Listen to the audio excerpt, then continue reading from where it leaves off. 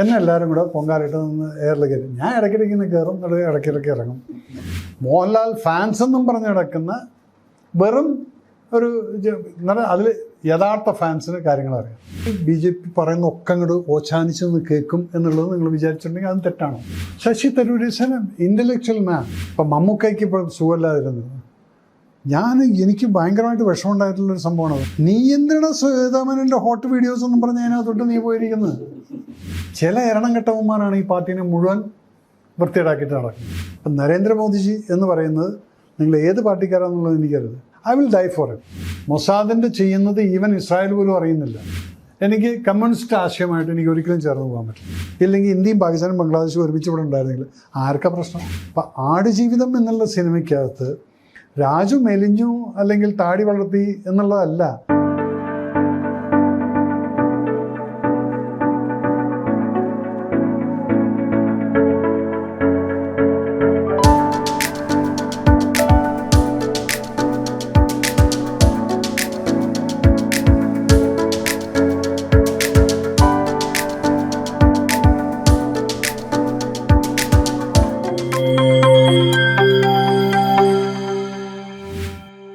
ഇപ്പം പല രാജ്യങ്ങളിലും പല സംഭവങ്ങളും നടക്കുന്നുണ്ട്.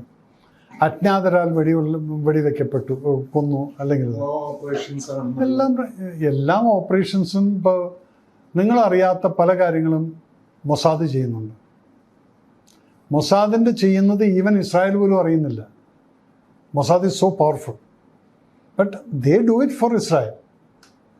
ആ ഇസ്രായേലിൻ്റെ പവർ എന്താണ്? ഇത്രയും ചെറിയൊരു രാജ്യം അമേരിക്കയെ പോലും വെല്ലുവിളിച്ചുകൊണ്ട് ഹമാസിന് എഗൻസ്റ്റിൽ അവർ 1.5 കൊല്ലം വർക്ക് ചെയ്തെന്ന് പറഞ്ഞു കഴിഞ്ഞാൽ അവരുടെ പവർ എന്താണെന്നുള്ളത് നോക്കണം. അത് ബിക്കോസ് ദ മൊസാദ് എന്ന് പറയുന്നൊരു യൂണിറ്റ് ലോകത്തിൽ മുഴുവൻ 32 കട്സാസിനെ ഫിറ്റ് ചെയ്ത് വെച്ചിരിക്കുകയാണ്. അവരുടെ 32 സ്ട്രൈക്ക് കോർ കമാൻഡോസ് എന്ന് പറയുന്നത് കട്സാസ് എന്നുള്ളതാണ്. ഈ 32 പേര് all over the world sleeping സെല്ലായിട്ട് കിടപ്പുണ്ട്. ഇന്ത്യയിലും ഉണ്ട്. ചിലപ്പോൾ ഇവിടെ എവിടെയെങ്കിലും പൊറോട്ട അടിക്കുന്ന ബംഗാളിയായിരിക്കും. You never know. അവൻ 10, 14, 15 വർഷമായിട്ട് തന്നെ ആയിരിക്കും ചെയ്തിട്ടുണ്ടാവുക. സമയം വന്നു കഴിഞ്ഞാൽ അവനങ്ങ് മാറും. അതാണ് ഒരു രാജ്യത്തിൻ്റെ പവർ എന്ന് പറയുന്നത്. അല്ല നമ്മളിവിടെ വന്നിട്ട് മറ്റു രാജ്യത്ത് നമ്മൾ അതെന്ത് ചെയ്യും? No, you got to protect your country. Why American എന്താണ് എല്ലാവർക്കും പേടി, അല്ലെങ്കിൽ ഇസ്രായേലിന് എന്താ പേടി? ബിക്കോസ് അവർക്ക് എവിടെ വേണമെങ്കിലും അവരിതെല്ലാം ചെയ്ത് പ്ലാൻ ചെയ്ത് വെച്ചിട്ടുണ്ട്. ഇവർ മൊസാദാണല്ലോ F-16 ഇവിടെ പോയിട്ട് തട്ടിക്കൊണ്ടുവന്ന ഫ്രാൻസിൽ പോയിട്ട്.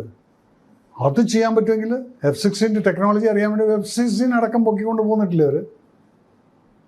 അതൊക്കെയാണ് ഒരു രാജ്യത്തിൻ്റെ സീക്രട്ട് ഏജൻസ് എന്ന് പറയുന്നത്. ആ സീക്രട്ട് ഏജൻസിന് ഇറ്റ് ഈസ് അൺറിട്ടൺ ആയിട്ടുള്ള അവരെ ആരും അറിയില്ല. And they don't want any publicity also. It should not be told to anybody that I am so and so. എത്രയോ ആളുകളുടെ ഫാമിലീസ് ഇപ്പം നിങ്ങൾ ഇതിൻ്റെ ബജറ്റിൻ്റെ സെഷനിൽ ഹൽവ കൊടുത്തെന്ന് പറഞ്ഞിട്ട് ലോക്സഭയിൽ രാഹുൽ ഗാന്ധി കിടന്നിട്ട് മണ്ടത്തരങ്ങൾ വിളിച്ച് പറയുന്നത് ഹൽവ ഖാറാത്താന്നാണ്. എന്താണത്? അതൊരു സിസ്റ്റമാണത്. ഈ 1 മാസം അല്ലെങ്കിൽ 2 മാസം ഈ ആളുകളെ വീട്ടിൽ നിന്ന് കംപ്ലീറ്റ് വിത്ത് മൊബൈലും ഇതെല്ലാം കൂടെ ആയിട്ട് കട്ട് ചെയ്തിട്ടാണ് ഈ ഇത്രയും സ്റ്റാഫ് അവിടെ വർക്ക് ചെയ്യുന്നത്. ആ നോർത്ത് ബ്ലോക്കിൻ്റെ സൗത്ത് ബ്ലോക്കിൻ്റെയും അണ്ടർഗ്രൗണ്ടിൽ ഈ വർക്ക് ചെയ്യുന്നത് എന്തിനാണ്?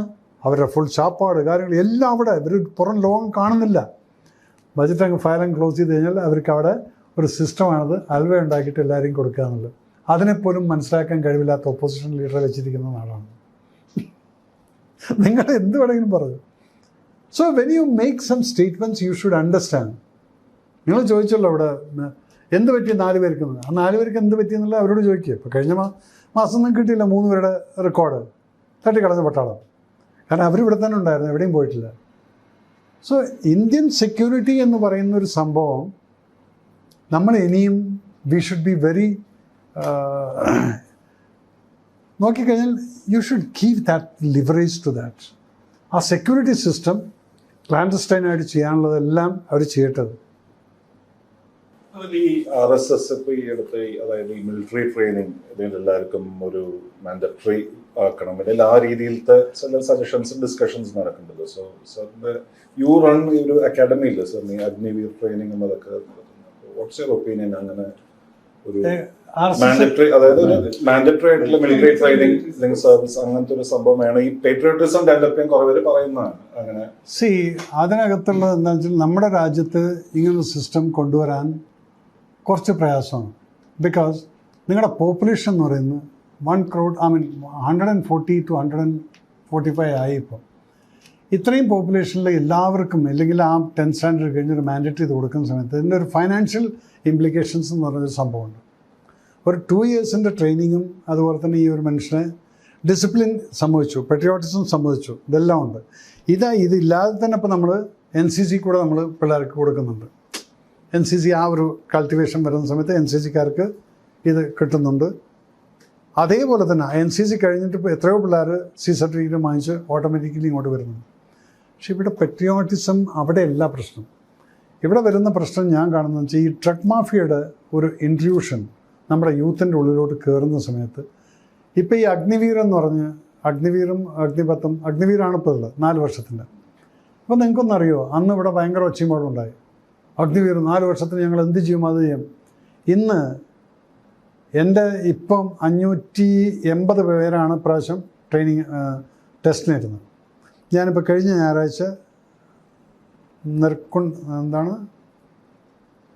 കട്ടപ്പന സൈഡിൽ നെടുങ്കണ്ടം ഗ്രൗണ്ടിലാണ് ഇവരുടെ ടെസ്റ്റ് വരാൻ പോകുന്നത്. ഇപ്പോൾ 10th തീയതി തൊട്ടിട്ട്.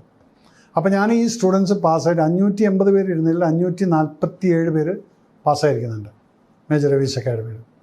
ഇവരെ മുഴുവൻ ഞാൻ അങ്ങോട്ട് വരാൻ പറയും. അത് കണ്ണൂർ തൊട്ട് ട്രിവാൻഡ്രം വരയ്ക്കുള്ള ഇൻസ്ട്രക്ടേഴ്സ് കൊണ്ടുവന്നവർ 430ഓളം പിള്ളേർ വന്നു. ആ ഗ്രൗണ്ടിൽ ഓടിച്ച് അവർക്ക് ആ ഫീല് കൊടുത്ത് ഇതിനൊക്കെ നമ്മൾ പൈസ ചിലവാക്കിയിട്ട് ഇവരെ കൊടുക്കുകയാണ്.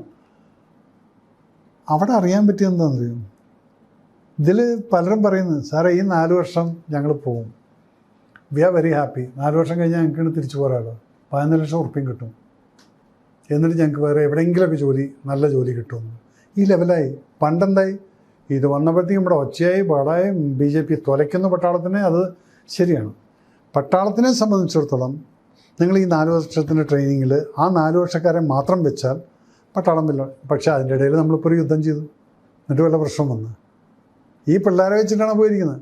പക്ഷെ അവന്മാരുടെ മൈൻഡ് സെറ്റ് എന്ന് പറയുന്നത് അവരോട് ചോദിക്കുമ്പോൾ എന്തായിരിക്കും, സാറേ യുദ്ധം വന്നു, അതൊക്കെ ഭയങ്കര പ്രശ്നമാണ് കേട്ടോ, മൊബൈൽ യൂസ് ചെയ്യാൻ പാടില്ല എന്ന് പറഞ്ഞു. എങ്ങനെയുണ്ട് ഇവൻ്റെ മൈൻഡ് സെറ്റാണ് ഈ പറയുന്നത്, മൊബൈൽ യൂസ് ചെയ്യാൻ പാടില്ല എന്ന് പറഞ്ഞു. ഞങ്ങളൊക്കെയാണെങ്കിൽ പറയൂ അത്, we will not, because we know we are not suppose to use it. ഞാൻ നേരത്തെ മീഡിയയുടെ കാര്യം പറഞ്ഞ പോലെ we are not suppose to means we are not suppose to. പക്ഷെ ഇവരെന്താണ്, ഈ 4 വർഷത്തിന് വേണ്ടിയിട്ട് പോകുന്നവരാണ്. അപ്പോൾ അതിനകത്ത് ഒരു 5 വർഷം വേണം ഒരു സോൾജറെ ഉണ്ടാക്കാൻ മിനിമം. അവനെ ആ ഒരു ഗ്രിപ്പിലേക്ക് കൊണ്ടുവരണമെങ്കിൽ ഒരു 5 years.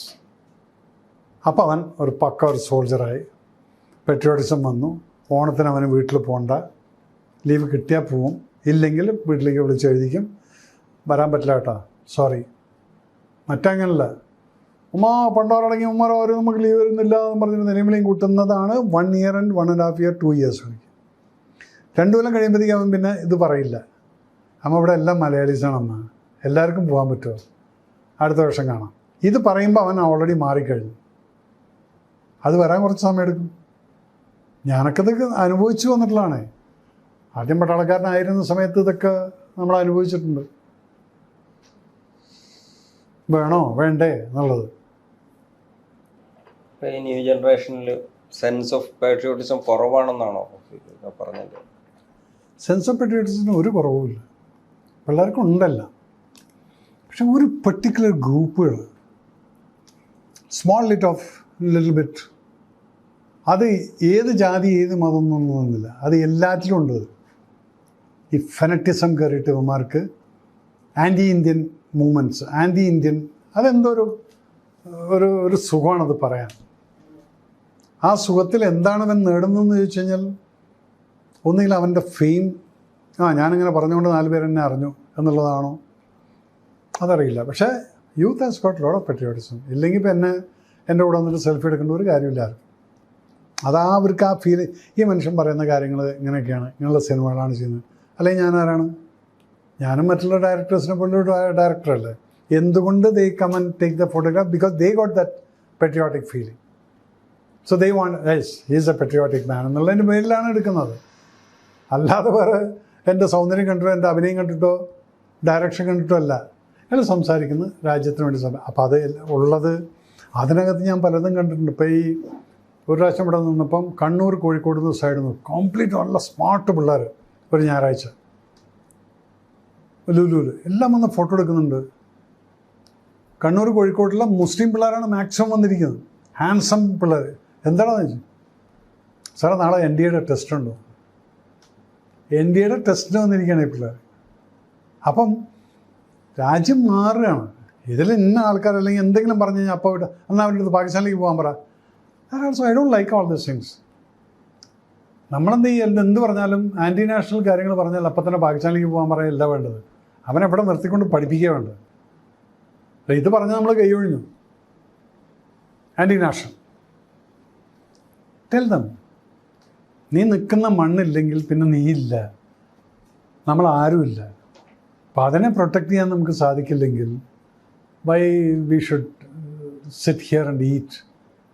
ഇവിടുത്തെ നമുക്ക് തിന്നും വേണം, ഇവിടുത്തെ എല്ലാം വേണം. പക്ഷെ ഞാൻ ഹിന്ദിക്ക് സപ്പോർട്ടായിട്ട് ഞാൻ സംസാരിക്കില്ല എന്ന് പറയുന്നത് കേൾക്കുമ്പോൾ നമുക്ക് വിഷമം തോന്നുന്നു. സത്യം പറഞ്ഞാൽ എനിക്ക് വിഷമമാണത്. എന്ത് പറ്റി ഇവരുടെയൊക്കെ തലയ്ക്കുന്നുള്ളത്? അല്ല അവരോട് വെറുപ്പല്ല എനിക്ക് തോന്നാറുള്ളത്. Why they should talk like this എന്നുള്ളത്.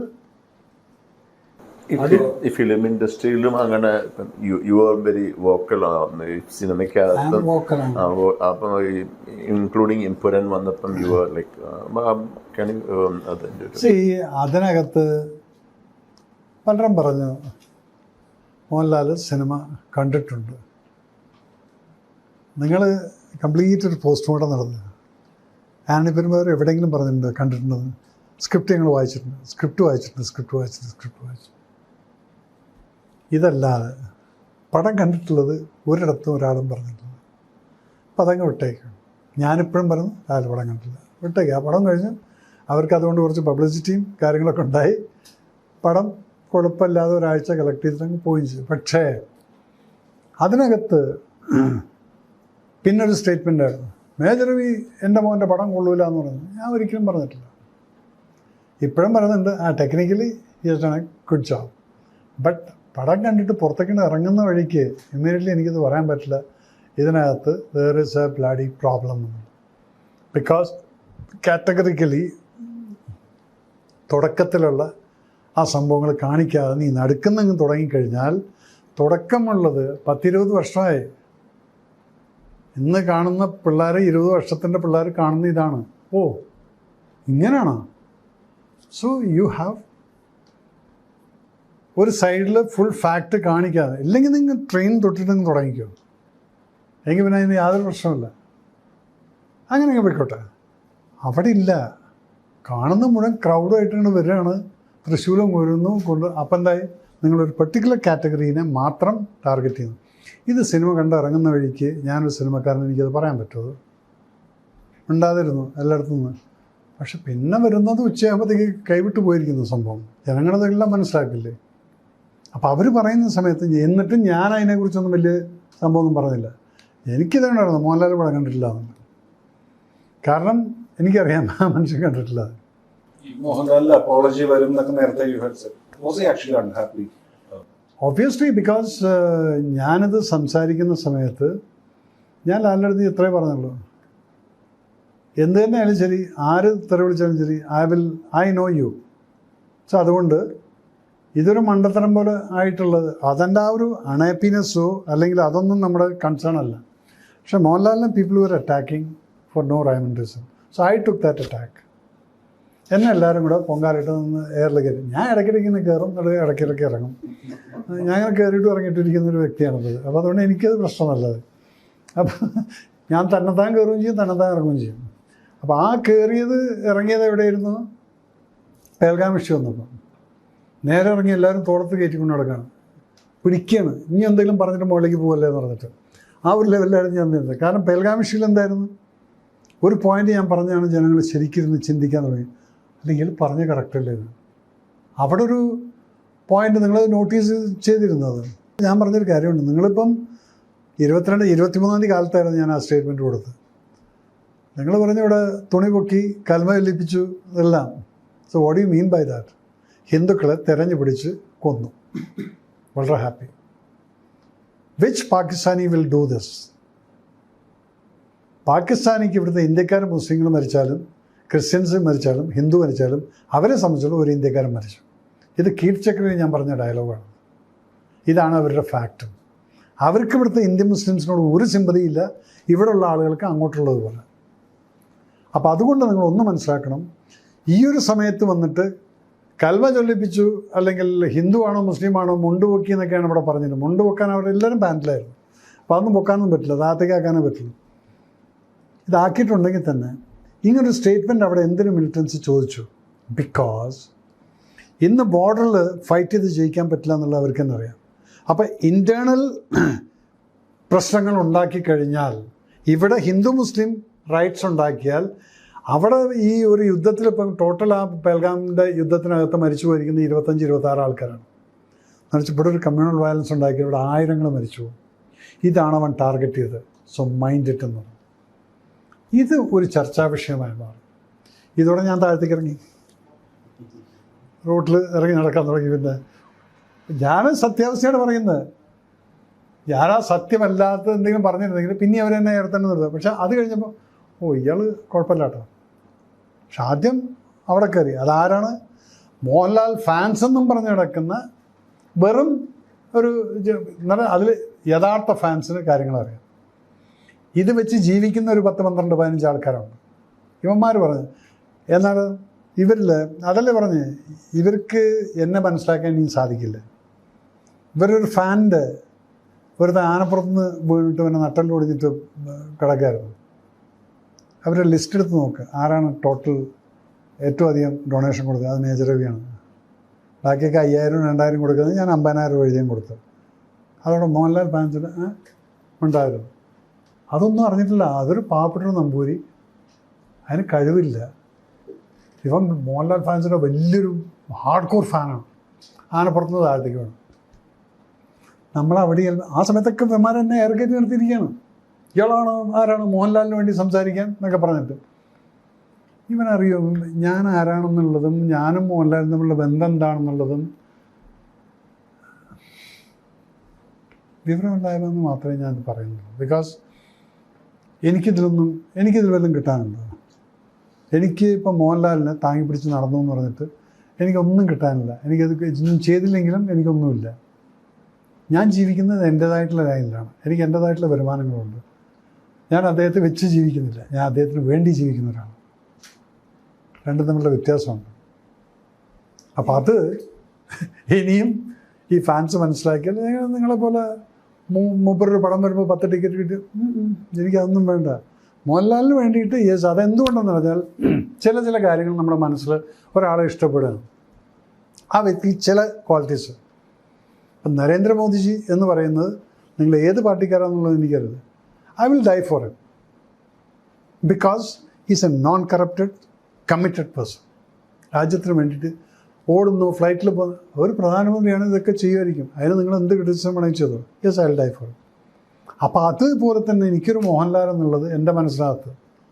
ഇപ്പം മമ്മൂക്കയ്ക്ക് ഇപ്പോൾ സുഖമില്ലാതിരുന്നത് എനിക്ക് ഭയങ്കരമായിട്ട് വിഷമമുണ്ടായിട്ടുള്ളൊരു സംഭവമാണ് അത്. മമ്മൂക്ക ഇതായിപ്പോയി എന്നുള്ളത്. കാരണം മമ്മൂക്കയായിട്ട് എപ്പോഴും ഒരു ഡിസ്റ്റൻസ് വയ്ക്കുന്ന ആളാണ്. കാരണം എന്താ പറയുക, വയസ്സ്, ആ റെസ്പെക്റ്റ്. മോഹൻലാലിനെ പോലെ എനിക്ക് പോയിട്ട് കളിതമാശ പറയാൻ പറ്റില്ല. അതവിടെ വരുന്ന സമയത്ത് ആയിക്കാം. പക്ഷെ അദ്ദേഹത്തിന് സുഖമില്ല എന്ന് പറയുന്ന സമയത്ത് ഇവിടെ ചിലവന്മാർ ക്രിറ്റിസൈസ് ചെയ്തപ്പോൾ I really felt bad. I shouted. അപ്പോൾ എൻ്റെ ചില ലൈക്കിങ്ങും ഡിസ്ലൈക്കിങ്ങും ഒക്കെ ഇങ്ങനെ തന്നെയാണ്. അതിനിപ്പോൾ നിങ്ങളെന്നെ ഏറെ കയറ്റ് വെള്ളത്തിൽ താത്ത് എന്ത് വേണമെങ്കിൽ ചെയ്തു. എനിക്ക് എന്തും ബാധിക്കുന്നുണ്ടോ? ഒന്നും ബാധിക്കുന്നില്ല. കാരണം ഇവർ ആരും ചിലവിലല്ല ഞാൻ ജീവിക്കുന്നത്. സിനിമയില്ലേ എങ്കിലും എനിക്ക് ജീവിക്കാൻ സാധിക്കും. നല്ല പെൻഷനുണ്ട്. Coming to your political, you are associated with Congress party പിന്നെ now and then you shifted to the BJP. അത് എങ്ങനെയാണ് അതിൻ്റെ ഒരു ഈ confusion? It is going on for the year. Going on എന്ന് പറഞ്ഞാൽ ഇപ്പോൾ recently. Why? Because from the beginning I am apolitical എന്ന് പറഞ്ഞാൽ എനിക്ക് കമ്മ്യൂണിസ്റ്റ് ആശയമായിട്ട് എനിക്ക് ഒരിക്കലും ചേർന്ന് പോകാൻ പറ്റില്ല. അതിൽ കാരണം എന്ന് വെച്ചാൽ അവർ പറയുന്ന ആൻറ്റി നാഷണൽ എലിമെൻറ്റ്സ് ഒന്നും എനിക്ക് അക്സെപ്റ്റ് ചെയ്യാൻ പറ്റില്ല. കോൺഗ്രസ് എന്ന് പറയുന്നത് എനിക്ക് വലിയ പ്രശ്നമൊന്നും ഉണ്ടായിരുന്നില്ല. കാരണം അവരുമായിട്ട് ഞാൻ പല സ്റ്റേജുകളിലും രമേശ് ചെന്നിത്തല കേരള യാത്ര നടത്തുമ്പോൾ എന്നെ പട്ടാമ്പിയിൽ വെച്ചിട്ട് അവിടുത്തെ MLA എന്നെ വിളിച്ച് എന്നെ ആദരിച്ചിട്ടുണ്ട്. അതേപോലൊരു ആദരവ് അന്ന് ആ ആദരവിനെ ഒരിക്കലും വരെ ഞാൻ കോൺഗ്രസ്സുകാരനാണെന്ന് പറഞ്ഞിട്ടില്ല ആരും. പിന്നത്തെ ഒരു ആദരവാണ് തൃപ്പൂണിത്തുറയിൽ നടന്നത്. അപ്പോൾ അത് ആദരവിന് മുന്നേ എന്താണെന്ന് വെച്ചാൽ മുല്ലപ്പള്ളി രാമേന്ദ്രേട്ടൻ എന്നെ വിളിച്ചിട്ട് പറഞ്ഞു, എടാ ഞങ്ങളിവിടെ ഞങ്ങൾ അങ്ങനെയുള്ളൊരു ബന്ധമാണത്, മേജറെ ഞങ്ങളിവിടെ ആലുവ ഗസ്റ്റ് ഹൗസിലുണ്ട്, വാ കാണാം. ഞാൻ വണ്ടി എടുത്ത് പോയി, ഞാൻ പോയി കണ്ടു. തിരിച്ച് അങ്ങോട്ട് തൃപ്പൂണിത്തുറയ്ക്ക് വാ, അവിടെ കാണാം. അവിടെ പോയപ്പോഴത്തേക്ക് ഇത് വലിയ ന്യൂസായിപ്പോയി, മേജർ രവി ഇവിടെ വന്നിരിക്കുന്നു. അപ്പോഴും എനിക്കിതൊന്നും പിടിയില്ല. അപ്പം ഞാൻ അവിടെ പറഞ്ഞൊരു കാര്യം, ഞാൻ അവിടെയും കയറിയിട്ട് ഇവരെ എൻ്റെ അടുത്ത് മെമ്പർഷിപ്പിൻ്റെ കാർഡ് കൊണ്ടുവന്ന് തന്നു. ഞാൻ വാങ്ങിച്ചിട്ടില്ല. അത് ഐ ബി എടുത്തിരുന്നത് അതൊന്നും വേണ്ട. ഞാൻ പറഞ്ഞു അതൊന്നും വേണ്ടാന്ന് ഞാൻ പറഞ്ഞപ്പോൾ ഐ ബി പറഞ്ഞു അത് വിട്ടേക്കുന്നു. അത് കഴിഞ്ഞ് ഞാൻ പ്രസംഗിക്കുമ്പോഴും ഞാൻ പറഞ്ഞെന്താണെന്ന് വെച്ചാൽ, ഇന്നിവിടെ നടക്കുന്ന ഈ ഒരു ഭരണം ഇത് മാറ്റി ജനങ്ങൾക്ക് വല്ലതും ഉപകാരപ്പെടുന്ന വേണമെങ്കിൽ അതിന് കോൺഗ്രസ് ഗവൺമെൻറ് വന്നു കഴിഞ്ഞാൽ അത് ജനങ്ങൾക്ക് നന്നായിരിക്കും. അതുപോലെ തന്നെ ഈ ജാതി മതം ഇതിൻ്റെ എല്ലാം. അല്ലാതെ ഞാനൊരു കോൺഗ്രസിൻ്റെ സോണിയാഗാന്ധിക്ക് ജയ് വിളിച്ചിട്ടില്ല, അല്ലെങ്കിൽ കോൺഗ്രസ്സിന് വേണ്ടിയിട്ട് ജയ് വിളിക്കുകയൊന്നും ചെയ്തില്ല. ഞാൻ എൻ്റേതായിട്ടുള്ള ആശയം പറഞ്ഞിട്ട് ഞാനങ്ങ് പോന്നു. പിന്നെ പത്രക്കാർ വിളിച്ചപ്പോൾ ഞാൻ പറഞ്ഞു, യെസ്, പിണറായി സർക്കാരിൻ്റെ ഭരണത്തിൽ I'm not happy about it. അതുകൊണ്ട് കോൺഗ്രസ് അല്ലാതെ വേറെ സബ്സ്റ്റിറ്റ്യൂട്ടൊന്നും ഇല്ല ഇവിടെ, BJPക്ക് വരാൻ പറ്റുന്ന ഒരു അവസരമില്ല എന്ന്. ഇതിന് കയറി അപ്പോഴത്തേക്കും മേജർ രവി കോൺഗ്രസ്സിലോട്ട് വന്നു. ഇതിൽ പകുതിയും എന്നെ BJPയിലേക്ക് വരാൻ താല്പര്യമില്ലാത്ത BJPക്കാരടക്കം പറഞ്ഞിട്ടുണ്ട് ആൾ കോൺഗ്രസ് പോയിരുന്നു. അത് സിനിമയിലുണ്ട് ചില കൊമ്പന്മാർ, സിനിമയിലത്തെ ഞങ്ങൾ സിനിമക്കാരാണ്, ഞങ്ങൾ BJPക്കാരാണ്. BJPക്കാരൊന്നുമല്ല ഇവർ BJPക്ക് വേണ്ടിയിട്ട് ഒരു ക്യാമ്പയിനും വരാറില്ല. അവർക്ക് സെൻട്രലിൽ BJP ഇരിക്കുന്നെങ്കിൽ അവർ ചെയ്യുന്ന പടത്തിന് വല്ല അവാർഡ് കിട്ടാൻ വേണ്ടിയിട്ട് BJPക്കാരാണെന്ന് പറഞ്ഞ് നടക്കുന്ന ആൾക്കാർ അവർ പറഞ്ഞു മേജർ രവി കോൺഗ്രസ് പോയത്. കോൺഗ്രസ്സിലെന്ന് പറഞ്ഞപ്പോൾ എനിക്ക് ഡൽഹിയിൽ നിന്ന് കോൾ വരാൻ തുടങ്ങി. കാരണം ഞാനവിടെ അറിയപ്പെടുന്ന ഒരു RSSൻ്റെ കുട്ടിക്കാലം തൊട്ടിട്ടുള്ള ഒരാളാണ്, ആ ആശയങ്ങളുമായിട്ട് പോകുന്നൊരു വ്യക്തിയാണ്. പെട്ടെന്ന് അവിടെ നിന്ന് വെച്ചു, ക്യാ സുൻ രഹേ മേജർ സാഹിബ് എന്ന് വെച്ചു. ഞാൻ പറഞ്ഞു, ക്യാ സർ മേരെ കോ ക്യാ പതാ എന്ന് വെച്ചു. എനിക്ക് പോലും അറിയുന്നില്ല. അപ്പോൾ അത് കഴിഞ്ഞിട്ട് ഇപ്പോൾ എന്നാൾ പേര് ഞാൻ പറയണം, മല്ലിക ചേച്ചി എന്ന് പറയുന്നത്, ഇയാൾ ചാടി നടക്കുന്നു, ഇവർക്കൊന്നും അറിയില്ലെങ്കിൽ ഇവർ പബ്ലിക്കിൽ പറയരുത്. ഞാൻ ഒരിക്കലും ഒരു പാർട്ടിയുടെയും മെമ്പർഷിപ്പ് എടുക്കുന്നത് എവിടെയാണ്, എടുത്തിട്ടുമില്ല. എന്നെ ജനുവരി 26 ഡിസംബർ 26 പെട്ടെന്ന് ഞാൻ ഇവിടെ അയോധ്യയിൽ ഷൂട്ട് ചെയ്യായിരുന്നു. ഏതിൻ്റെ രാം ജന്മഭൂമിയുടെ ഒരു ഡോക്യുമെൻ്ററി പ്രിയേട്ടൻ ഡയറക്റ്റ് ചെയ്യുന്നത്. അതിൽ ഞാനാണ് ആലപ്പുഴക്കാരൻ KK നായരായിട്ട് അഭിനയിക്കുന്നത്. അപ്പോൾ അത് അഭിനയിച്ചുകൊണ്ടിരിക്കുന്ന സമയത്താണ് അവിടെ കോൾ വന്നത്. അപ്പോൾ അവിടെ എന്നെ അറിയുന്ന കുറച്ച് ആൾക്കാർ, മേജർ സാബ് ആപ്കോ തോ നദ്ദ സാഹിബിനെ ബുലായ സുന. ഞാൻ പറഞ്ഞു ഹാ. പോയി ബൊക്കെ കൊടുത്തു, അദ്ദേഹം ഷോളിട്ടു. Okay, welcome to this thing. സുരേന്ദ്രനും ഉണ്ടായിരുന്നു. സുരേന്ദ്രൻ പുറത്ത് വന്നിട്ട് പറഞ്ഞു 2 ദിവസത്തിൽ ഞാൻ വൈസ് പ്രസിഡൻ്റ് ആക്കുന്നുണ്ട്. ഞാൻ പറഞ്ഞു എൻ്റെ ദൂരം ഞാൻ എന്ത് ചെയ്യാൻ ഈ വൈസ് പ്രസിഡൻ്റൊക്കെ എനിക്കറിയില്ല. പക്ഷെ അനൗൺസായി ഇതിലാണ്. അപ്പം ദെൻ അത് 1.5 വർഷം അത് പോയി. രാജീവ് ചന്ദ്രശേഖർ വന്ന് ടേക്ക് ഓവർ ചെയ്തു. ഞാൻ അദ്ദേഹത്തെ പോയി കണ്ടിട്ട് ഞാൻ പറഞ്ഞു, എനിക്ക് ഈ സ്ഥാനമാനങ്ങളൊന്നും വേണ്ട, നിങ്ങൾക്ക് എപ്പോഴാണ് എന്നെ ആവശ്യമുള്ള വെച്ചാൽ എന്നെ യൂസ് ചെയ്തോളൂ. I'm not a person who is looking for എനിക്ക് ഇതുണ്ടോ. അതുപോലെ തന്നെ ഈ സ്റ്റേജിൽ വരുന്ന സമയത്ത് ഇടിച്ചിടിച്ച് നിൽക്കുക. ഈ ചില ആൾക്കാരെ കാണുമ്പോൾ എനിക്ക് പ്രാന്താണ്. കാരണം എന്നെ ഇനോഗ്രേഷൻ വിളിച്ചിട്ട് ഇവിടുത്തെ വലിയൊരു നേതാവ് എന്നെ അടിച്ച് പുറകിലേക്കാക്കി. ഞാൻ അങ്ങനെ നോക്കിക്കൊണ്ട് നിൽക്കുകയാണ്. അപ്പം മീഡിയക്കാർ, നിങ്ങളുടെ ആൾക്കാർ രവി സാറാണെന്ന് ഉദ്ഘാടനം ചെയ്യണം, ഒന്ന് മുമ്പിലേക്ക് വരുമെന്ന് വെച്ചു. അപ്പോൾ ഞാൻ പറഞ്ഞു, എടോ ഇതാ ഈ മനുഷ്യൻ ഒന്നും ഇങ്ങോട്ട് വരും. അപ്പം എനിക്ക് ഭ്രാന്തായി. ഞാൻ അയാളെ പിടിച്ച് പുറകിലേക്ക് തള്ളിക്കൊടുത്തു. ഇങ്ങനെയൊക്കെയുള്ള വൃത്തിയിട്ട പരിപാടികളൊക്കെ കാണുമ്പോൾ I don't like all these things. BJP ഫംഗ്ഷനായിരുന്നു. BJPയുടെ ഫംഗ്ഷൻ അല്ല അത്. നമ്മുടെ ഇതുണ്ടായില്ലേ, നമ്മുടെ മിസ്റ്റർ രാമേന്ദ്രൻ മരിച്ചുപോയില്ലേ, അദ്ദേഹത്തെ നമ്മൾ ഇവിടെ ഒരു തിരങ്ക ഒരു പരിപാടി ഉണ്ടായിരുന്നു. അതിന് ഞാനാണോ അത് തിരങ്ക കൊണ്ടുകൊണ്ടും അവരുടെ ഭാര്യനെ ആദരിക്കേണ്ടതില്ല. അവിടെ ചെന്നപ്പോൾ ഇവിടുത്തെ വലിയൊരു നേതാവ് എന്നെ തള്ളിയിട്ട് പിടിച്ച് പുറകിലോട്ട് മാറ്റി. ഒന്നും വേണ്ടിയില്ല. പിന്നെ എൻ്റെ ഒരു തള്ളലുണ്ടായി. ഈ ജീവിതത്തിൽ ഒരിക്കലും അയാൾ എന്നെ കണ്ടു കഴിഞ്ഞാൽ എന്നെ തള്ളില്ല. എനിക്ക് ഇത് നമ്മളെ കൂടെ ചെയ്യിപ്പിക്കുന്നതാണ്. ചില സമയത്ത് നമുക്ക് വിചാരിക്കും ഇവരുടെയൊക്കെ ജീവിതത്തേ ഉള്ളൂ. എൻ്റെ ജീവിതത്തിൽ എനിക്ക് ഇഷ്ടംപോലെ പരിപാടികൾ ചെയ്യാനുണ്ട്. ഇപ്പം നിങ്ങളിപ്പം എനിക്ക് വരുന്ന ആവശ്യമില്ല സോഷ്യൽ സർവീസ് ചെയ്യാൻ. അത് ഞാൻ എൻ്റേതായിട്ടുള്ള രീതിയിൽ ഞാൻ ചെയ്യുന്നുണ്ട്. അതിനെനിക്ക് മുമ്പിൽ നിൽക്കണം എന്നുള്ള എൻ്റെ ആഗ്രഹമില്ല. അപ്പോൾ അതുകൊണ്ടാണ് ഞാൻ പറയുന്നത് കോൺഗ്രസ്സിൽ എനിക്ക് ആരായിട്ടും എല്ലാവരുമായിട്ടും നല്ല ബന്ധമാണ്. കമ്മ്യൂണിസ്റ്റും നല്ല ബന്ധമാണ്. കോടിയേരി സഖാവ് ഉണ്ടായിരുന്ന സമയത്ത് ഞങ്ങൾ അത്രയും നല്ല ബന്ധമായിരുന്നു. അദ്ദേഹം മരിച്ച സമയത്ത് അവിടെ ഞാൻ പോയിട്ട് ഞാൻ കരച്ചിൽ നിർത്താൻ പറ്റിയിട്ടില്ല. നല്ല ആളുകൾ, പാർട്ടി എന്ന് പറയുന്നത് നല്ല ആളുകളും ഉണ്ട് അതിനകത്ത്. ചില എരണം കെട്ടവന്മാരാണ് ഈ പാർട്ടീനെ മുഴുവൻ വൃത്തിയേടാക്കിയിട്ട് നടക്കുന്നത്. അത് അവരുടെ സ്വാർത്ഥ താല്പര്യം കൊണ്ട്. അത് എല്ലാ പാർട്ടിയിലും ഉണ്ട്. അപ്പോൾ അതുകൊണ്ട് ഞാൻ ഒരിക്കലും ഒരു പാർട്ടിയിലും ഉണ്ടായിരുന്നില്ല. BJP യെസ്, ഇപ്പം ഞാൻ മെമ്പറാണ്. അതുകൊണ്ട് എനിക്ക് BJP പറയുന്ന ഒക്കെ അങ്ങോട്ട് ഓച്ചാനിച്ച് നിന്ന് കേൾക്കും എന്നുള്ളത് നിങ്ങൾ വിചാരിച്ചിട്ടുണ്ടെങ്കിൽ അത് തെറ്റാണോ? തെറ്റവിടെ ഗ്രോസ് ആയിട്ടുള്ള എന്തെങ്കിലും തെറ്റ് കണ്ടു കഴിഞ്ഞാൽ ഞാൻ വിളിച്ച് പറയുകയും ചെയ്യും. അപ്പോൾ അവർ ചിലപ്പോൾ എന്നെ പാർട്ടിയിൽ നിന്ന് വിളിച്ച് പുറത്താക്കുമായിരിക്കും. അപ്പോൾ ഇതൊക്കെ രാഷ്ട്രീയമാണ്.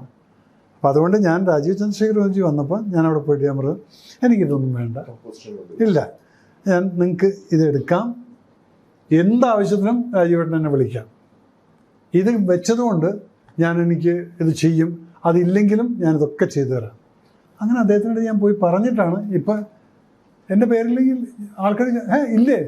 ഞാൻ പറഞ്ഞു, എൻ്റെ പൊന്നു മോനെ, രാത്രി 9 മണിക്ക് വരെ ഓൺലൈൻ മീറ്റിങ്ങിന് ഇരിക്കണ്ടല്ലോ. എനിക്ക് ഉറങ്ങുന്ന സമയമാണ്. ഞാൻ 9-10 മണിയാകുമ്പോൾ കിടന്നുറങ്ങും. അപ്പോഴേക്കും ഓൺലൈൻ മീറ്റിംഗ്. ഇത് ഓൺ ചെയ്തിട്ട് കിടന്നുറങ്ങാൻ പറ്റുമോ? അപ്പോൾ ഇതൊക്കെ എൻ്റെതായിട്ടുള്ള പ്രശ്നങ്ങളുണ്ട്. പിന്നെ ഇലക്ഷൻ നിൽക്കുന്നുണ്ടോ, ഡു ഐ ഡിസേർവ് ദാറ്റ് എന്നുള്ളത് ചിലപ്പോൾ ഞാൻ ആലോചിക്കും. ജനത്തിന് സേവനത്തിന് വേണ്ടിയിട്ട് നമ്മൾ എന്തെങ്കിലും ചെയ്യണമെങ്കിൽ നമുക്ക് ഒറ്റയ്ക്ക് ഒന്നും ചെയ്യാം. കോവിഡ് സമയത്ത് നിങ്ങളൊക്കെ ചെയ്യാത്തതിനേക്കാൾ കൂടുതൽ എത്ര പൈസ ഞാൻ ചിലവാക്കിയിട്ടുണ്ട് നിങ്ങൾക്ക് ആർക്കെങ്കിലും അറിയാം. ഞാൻ വണ്ടിയിൽ സാധനം ഇട്ട്, നിങ്ങളെപ്പോഴും ചിന്തിച്ചിട്ടുണ്ട് ഈ പോലീസുകാർ റോട്ടിൽ നിന്നിരുന്നവർക്ക് ഇവർക്ക് ഒരു ഗ്ലാസ് വെള്ളം കൊടുക്കാൻ ആൾക്കാരുണ്ടായിരുന്നു, വെള്ളം സപ്ലൈ ഉണ്ടായിരുന്നില്ല തുടക്കത്തിൽ. ഈ സമയത്ത് ഞാൻ അവന്മാർക്ക് ആരാ വെള്ളം കൊടുക്കുക? എന്നിട്ട് കണ്ട കടയിൽ നിന്നൊക്കെ ഞാൻ എടുത്തിട്ട് ബോട്ടിൽ വാങ്ങിച്ച് കാറിലിട്ട് ഞാൻ പോവും, എടുത്തോന്ന് പറയും, ഡിക്കി പറഞ്ഞത്. അതിനുശേഷം പിന്നീട് ഞാൻ വിളിച്ച് പറഞ്ഞ് DGPനെ വിളിച്ച് പറഞ്ഞ്. അപ്പോൾ ഇതൊക്കെ നമ്മൾ ഇങ്ങനെയുള്ള ചെറിയ ചെറിയ കാര്യങ്ങൾ വിഷ്വലൈസ് ചെയ്യും വീട്ടിലിരുന്നിട്ട്. ആലുവയിലെ വെള്ളപ്പൊക്കം വന്ന സമയത്ത് വീട്ടിൽ നിന്നാണല്ലോ ഇറങ്ങിപ്പോയിട്ട് ഞാൻ ഏലൂക്കര പോയി ചാടിയത്. 10-200 ആൾക്കാരെ ഞാനൊന്നും സേവ് ചെയ്തില്ലേ? അതായിരിക്കില്ല അന്ന് ആ സേവ് ചെയ്തതിൽ ആരൊക്കെ ഉണ്ട്? മുസ്ലിം ലീഗ് ഉണ്ട്, SDP-കാരന്മാരുണ്ടായിരുന്നു. അതിൽ കോമഡി എന്താണ്? പള്ളിയിൽ പോയി ഞാൻ അന്ന് രാത്രി അവിടെ കിടന്നു, കാരണം പുറത്തേക്ക് വരാൻ പറ്റുന്നില്ല. രാത്രി ഡ്രസ്സ് മുഴുവൻ നനഞ്ഞു. പിന്നെ എന്നിട്ട് നോക്കുമ്പോൾ ഒരുത്തൻ ഒരു ടീഷർട്ട് തന്നു, ഇരുട്ട്, ഒരു മുല്ലാക്കട മുണ്ടോട് തേറ്റി. പിറ്റേ ദിവസം കാലത്ത് വെളിച്ചം വന്നപ്പോൾ ഇങ്ങനെ ഇരുന്ന് നോക്കുമ്പോൾ താഴത്തേക്ക് നോക്കുമ്പോൾ ടീഷർട്ട് SDP. ഞാൻ നോക്കുകയാണ്. അപ്പോൾ അവന്മാർ സാറേ ഞങ്ങളൊക്കെ SDP-കാരാണ്. SDP നല്ലതും ചെയ്യും ചീത്തയും ചെയ്യുന്നുണ്ടായിരിക്കും.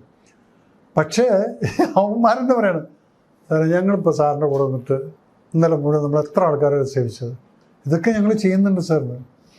ഞാൻ പറഞ്ഞു, നീ വേറെ ടീഷർട്ട് കിട്ടുമോ, നീ എല്ലാം ഫോട്ടോ എടുത്തിട്ട് നീ വേറെ ഇടുന്നതിന് മുമ്പ്. സോ കോമഡികൾ ജീവിതത്തിൽ പലതും നടക്കും. അതിനെ കോമഡി ആയിട്ട് തന്നെ എടുത്താൽ മതി, അതിനെ സീരിയസ് ആയിട്ട് എടുക്കണ്ട. അപ്പോൾ പല കാര്യങ്ങളും നമ്മൾ സീരിയസ് ആയിട്ട് എടുക്കുന്നത് കാണുമ്പോൾ എനിക്ക് പുച്ഛം തോന്നാറുണ്ട്. പക്ഷെ നേരത്തെ പറഞ്ഞില്ലേ BJPക്ക് അധികാരത്തിലേക്ക്, അതുകൊണ്ടാണ് കോൺഗ്രസിന് ഇപ്പം ആ ഒരു സിറ്റുവേഷൻ മാറിയിട്ടുണ്ടോ?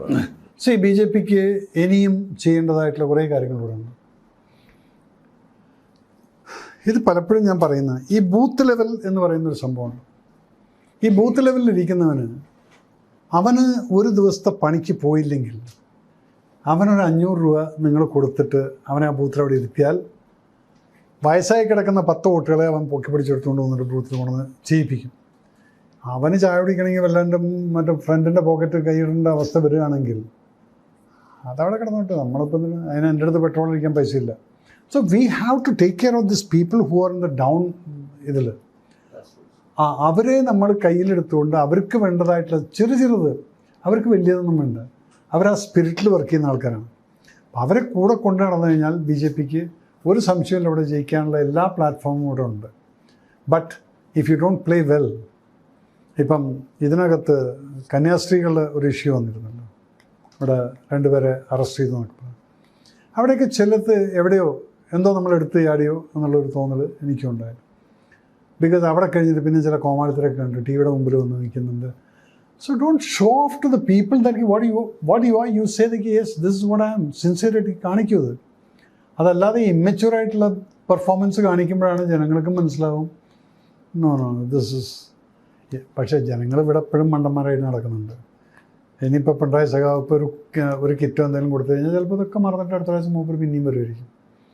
കോൺഗ്രസ് ഇപ്പോൾ കാണിക്കുന്നത് എന്താണെന്ന് വെച്ചാൽ ഇപ്പോൾ അവർക്ക് തന്നെ നിൽക്കക്കളിയില്ലായിരിക്കുന്നത്. ആരുടെ അത് നമ്മൾ മൊബൈൽ പറഞ്ഞു കഴിഞ്ഞാൽ എന്താണ് ഇപ്പോൾ മൊബൈൽ എന്നുള്ളത് ഇത് എനിക്ക് മനസ്സിലാവുന്നില്ല. ഇതൊക്കെ ഫുൾ റെസ്ട്രിക്റ്റഡ് സാധനങ്ങളാണ് ഈ വരുന്നത് മുഴുവൻ. ഇത് കണ്ടുകൊണ്ടിരിക്കണം. ഒരു പോയിട്ട് ശ്വേതാമേനോൻ്റെ പേരിൽ കേസ് കൊടുത്തിരിക്കുന്നു. എന്താണ് പോക്സോ കേസ് എന്നും പറഞ്ഞിട്ട്. നീ എന്തിനാണ് ശ്വേതാമേനോൻ്റെ ഹോട്ട് വീഡിയോസ് എന്നും പറഞ്ഞ് അതിനകത്തോട്ട് നീ പോയിരിക്കുന്നത്? എന്നിട്ട് അത് നീ മറന്നിട്ട് അവിടെ വെച്ചു. നിൻ്റെ കുട്ടികൾ അത് വന്നിരുന്ന് നോക്കി. അതിന് ഞങ്ങളെന്ത് വിളിച്ചു? ശ്വേതെന്ത് വിളിച്ചു? ഇതൊക്കെയാണ് ഇവിടുത്തെ ജീവിതം എന്ന് പറഞ്ഞു കഴിഞ്ഞാൽ. അപ്പോൾ പിന്നെ ഞാൻ ശ്വേതയ്ക്ക് വേണ്ടി ബാധിക്കാതിരിക്കും. കാരണം ആ കുട്ടി എന്ത് വിളിച്ചു? അതതിൻ്റെ പ്രൊഫഷണലായിട്ട് കാര്യങ്ങൾ ചെയ്തിട്ടുള്ളതാണ്. നിങ്ങൾക്കത് നോക്കാം അല്ലേ? എന്നിട്ട് പോയിട്ട് കേസും കൊടുക്കാമല്ലോ. അപ്പം ഇങ്ങനെയുള്ള മണ്ടത്തരങ്ങളെല്ലാം കാണുമ്പോൾ സത്യം പറയാതെ എനിക്ക് ഒരു ലെവലിൽ എത്തുന്ന സമയത്ത് ഞാൻ വിചാരിക്കും ഞാൻ എൻ്റെ ജീവിതം ശരിക്ക് എൻജോയ് ചെയ്ത് ജീവിച്ച് തീർത്തിട്ടുണ്ട്. എനിക്കിഷ്ടമുള്ളതൊക്കെ ചെയ്തിട്ടുണ്ട്. പട്ടാളത്തിൽ പോകണമെന്ന് വിചാരിച്ച് പോയി. ഓഫീസറാണെന്ന് പറഞ്ഞത് പോയി. കമാൻഡോ ആണെന്ന് വിചാരിച്ചു യെസ്. ആളെ കൊല്ലേണ്ട വെറി അതും സാധിച്ചിട്ടുണ്ട്. എന്ന് പറഞ്ഞാൽ ഇതെല്ലാം കഴിഞ്ഞ് കഴിഞ്ഞാൽ എൻ്റെ of the day you got A gallery medal also yes അതും കിട്ടിയിട്ടുണ്ട്. പിന്നെ സിനിമ വന്നു. സിനിമയിലും വന്നിട്ട് ഫസ്റ്റ് പടം തന്നെ കോടി കുത്തിയിട്ട് ഇങ്ങോട്ട് വന്നു. അത് കഴിഞ്ഞ് പിന്നെ എല്ലാ അസൂയക്കാരും കൂടെ കയറി എങ്ങനെ അറ്റാക്ക് ചെയ്തിട്ടുണ്ടെന്നവർ 8-10 പടങ്ങൾ നമ്മൾ ചെയ്തല്ലോ.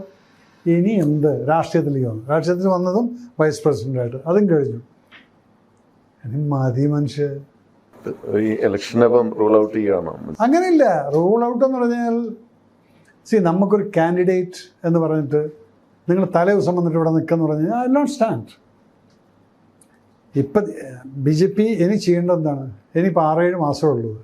ഈ സമയത്ത് ദേ ഷുഡ് ഓൾ ഇപ്പം തന്നെ അലോക്കേറ്റ് ചെയ്തിട്ട് you go there and start working. അത് പറയില്ല. ഈ മിലിറ്ററി സർവീസ് കഴിഞ്ഞിട്ട് സിനിമയിലോട്ട് വന്നില്ലേ, അതെങ്ങനെ ആ ഒരു ജേർണി എങ്ങനെയായിരുന്നു? അത് എങ്ങനെ സംഭവിച്ചത്? സിനിമ എനിക്ക് കുട്ടിക്കാലം മുതൽക്കേ ഉണ്ട്. എനിക്ക് ഏറ്റവും അന്നൊക്കെ അസൂയുണ്ടായിരുന്നു നസീർ ഖാനോട് ഭയങ്കര അസൂയായിരുന്നു. കാരണം ഹീറോയിൻസിനൊക്കെ കെട്ടിപ്പിടിച്ച് പാട്ടൊക്കെ പാടിയിട്ട് നടക്കുന്ന ഈ ചങ്ങായി ഇത് നമുക്കൊന്നും പറ്റും. സത്യം സാറ്, മധു സാറ് ഇവരൊക്കെ കാണുമ്പോൾ നമുക്കും ഇങ്ങനെ പിന്നെ ഇങ്ങനെ അമ്പാളിച്ചിരുന്ന് നോക്കിയിട്ട് ഈ സ്ക്രീനിൽ പലപ്പോഴും ഞാൻ പട്ടാമ്പി മിനർവ തിയേറ്ററിൻ്റെ പുറകിലൊക്കെ മണലിലാണ് ഇരിക്കുക. 10 പൈസക്കുള്ള ടിക്കറ്റ്. ആ സ്ക്രീനിൻ്റെയൊക്കെ പുറകിൽ പോയി നോക്കും. ഇതൊക്കെ എവിടുന്ന് ഇവർ വരുന്നത്? അങ്ങനെ തുടങ്ങിയ സിനിമാ ഭ്രാന്താണ്. ആ സിനിമാ ഭ്രാന്ത് എന്നെ ഒരു ഹിറ്റ് ഫിലിം മേക്കറാക്കിയിട്ട് കീഴ്ചക്രയിൽ കൂടെ വരാൻ സാധിച്ചെങ്കിൽ അന്നത്തെ പാഷനായിരിക്കും അത്. ഇതെന്താണ്? ഇതൊരു മിഥ്യയല്ലേ? ഇതെന്താണ് ഈ ലോകം? സത്യം പറഞ്ഞാൽ ഡയറക്ഷൻ എന്നുള്ള എനിക്ക് പേടിയായിരുന്നു. ഇങ്ങനെ ചെയ്യൊരു മനുഷ്യൻ എന്നുള്ള വിചാരിച്ച ആൾ അതിലേക്കും ചെന്ന് പെടുകയാണ്. കീർത്തിചക്ര സ്വാഭാവികമായിട്ട് സംഭവിച്ചിട്ടുള്ളൊരു മിലിറ്ററിയിൽ ചെന്നപ്പോൾ നമുക്ക് കണ്ണാടി നോക്കുമ്പോൾ നമുക്ക് തോന്നും നമ്മൾ സുന്ദരനാണല്ലോ, അപ്പോൾ അഭിനയിക്കാം. ഇതാണ് എൻ്റെ അഹങ്കാരം ഉണ്ടായിരുന്നത്. കുഴപ്പമില്ലാത്ത ശരീരം ഇതെല്ലാം. പിന്നെ ഡ്രാമ ഒക്കെ ചെയ്യാറുണ്ട്. അപ്പോൾ ഈ കോമഡികളൊക്കെ ഞാൻ നന്നായിട്ട് ചെയ്തിരുന്ന മിലിറ്ററിയിലാണെങ്കിലും സ്കൂളൊക്കെ ചെയ്തിട്ടുണ്ട്. അപ്പോൾ ആ നടൻ എന്നുള്ളതാണ് എൻ്റെ മനസ്സിനകത്തുണ്ടായിരുന്നത്. പുറത്ത് വന്നപ്പം പ്രിയേട്ടൻ്റെ കൂടെ വർക്ക് ചെയ്യുന്നു. പ്രിയേട്ടൻ വല്ല ചെറിയ റോളുകളിലൊക്കെ തരും. അപ്പോൾ മൂപ്പറും അക്സെപ്റ്റ് ചെയ്തിട്ടില്ല അവൻ നടനാണെന്നുള്ളത്. പിന്നെ മോഹൻലാൽ അഭിനയിക്കുന്ന പോലെ ഇവിടെ തന്നെ വാ ഇവിടെ ചെറിയ റോളുണ്ട്. കുറച്ച് കഴിഞ്ഞപ്പോൾ മനസ്സിലായി ആർക്കും നമുക്ക് അങ്ങനെയുള്ളൊരു ബ്രേക്ക് സിനിമയിൽ കിട്ടുന്നില്ല. അപ്പോഴാണ് പ്രിയേട്ടൻ നീ അസിസ്റ്റൻ്റായിട്ട് പോകാമെന്നും പറഞ്ഞ് ഞാൻ ആഡുകളിൽ അദ്ദേഹത്തിൻ്റെ കൂടെ അസിസ്റ്റൻ്റായിട്ട് 100 ചില്ലാനം ആഡ് ഒറ്റയ്ക്ക് അസിസ്റ്റൻ്റായിട്ട് വർക്ക് ചെയ്തു.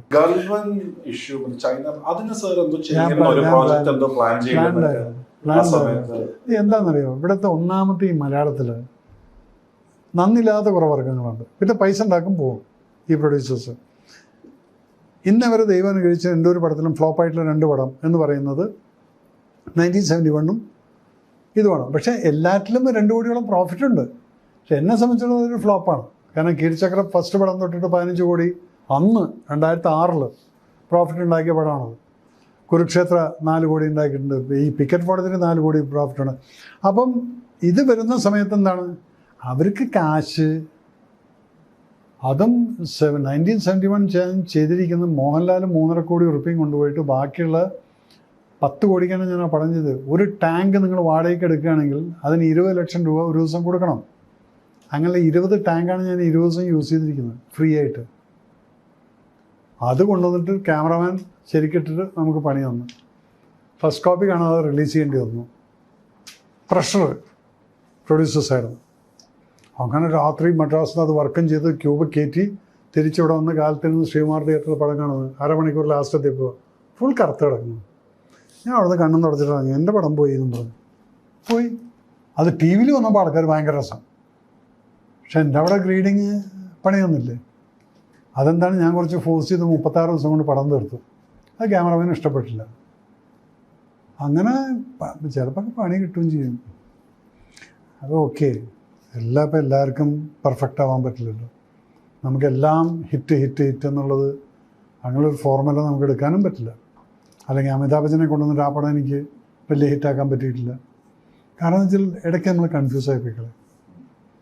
അമിതാഭ് ബച്ചനും വന്നു, മോഹൻലാലും കൊണ്ടെത്തില്ല. ആരെ എങ്ങനെ അതിൻ്റെ ഇടയിലാണ് അപ്പോൾ വരും പ്രൊഡ്യൂസർ ഈ ആളെ വെച്ചിട്ട്. അങ്ങനെയാണ് ആ ഗണേഷ് വെങ്കട്രാമൻ്റെ ക്യാരക്ടർ കൊണ്ടുവന്ന് അവിടെ ഇട്ട് തരുന്നത്. ഒരു മനുഷ്യൻ ഇഷ്ടമില്ലാത്തൊരു പേര്. ഞാൻ പറയും എൻ്റെ സുനീത് വേണ്ട, ഈ ചെക്കനെ ഒരു സുഖമില്ലാതെന്ന്. അതെ പ്ലീസ്.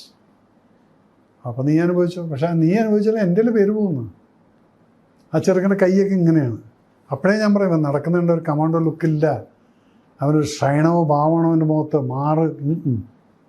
ആ നരേനെ വെച്ച് ചെയ്യാന്ന് പറഞ്ഞു. നടന്നില്ല. അത് യോഗ അങ്ങനെ പോയി. ഈ പീസിന്റെ കാര്യമാണല്ലോ. അപ്പൊ ഈ കാശ്മീരിലേക്ക് ഒഡ്യൂസ് ഇതിനൊരു ലാസ്റ്റിംഗ് സൊല്യൂഷൻ ഈ വരകൾ ഇല്ലാണ്ടാക്കാന്ന് പറഞ്ഞിട്ട് ഈ ബോർഡറിൽ ഫോർ എക്സാമ്പിൾ ഇപ്പൊ പഹൽഗാം കഴിഞ്ഞിട്ട് അഗെയിൻ നോ ടോക്സ് അങ്ങനെയൊക്കെയുള്ള ഒരു ഇതാണല്ലോ. But some people still insist on talks peace അങ്ങനത്തെ ഇത് പറയുന്നത്.